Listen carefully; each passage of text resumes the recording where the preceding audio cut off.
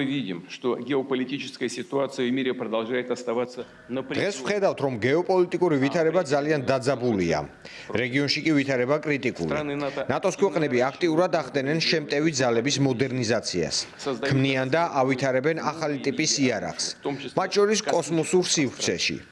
ამასთან ევროპაში ხალხს თავში უჭედავენ, რომ რუსეთთან დაპირისპირება გარდაუვალია, რომ დიდი ომისთვის უნდა მოემზადონ. Мол, надо готовиться к большой войне.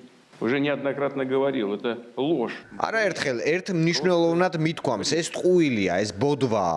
უბრალოდ ბოდვაა, რომ რუსეთი რამე საფრთხეს უქმნის ევროპულ ქვეყნებს, თუმცა ეს ყველაფერი სრულად გაცნობიერებულად კეთდება.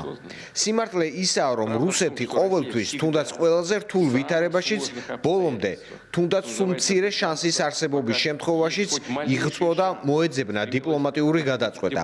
და თუ ეს შანსი ვინმემ არ გამოიყენა, ამის პასუხისმგებლობა სრულად აწევს იმ პირებს, ვინც ირწმუნებოდა, რომ ჩვენთან ძალისმიერი ენით საუბარი შესაძლებელია. В то, что с нами можно говорить языком силы.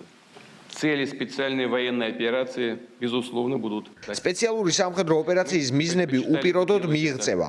ჩვენთვის უკეთესი იქნებოდა, რომ კონფლიქტის თავდაპირველი მიზეზები დიპლომატიის გზით აღმოფხვრილიყო. თუმცა თუ მოწინააღმდეგე ქვეყანა და მისი უცხოელი მფარველები უარს იტყვიან საუბარზე, რუსეთი ამ მიზანს საომარი გზით მიაღწევს. Придется освобождение своих исторических земель военным путем.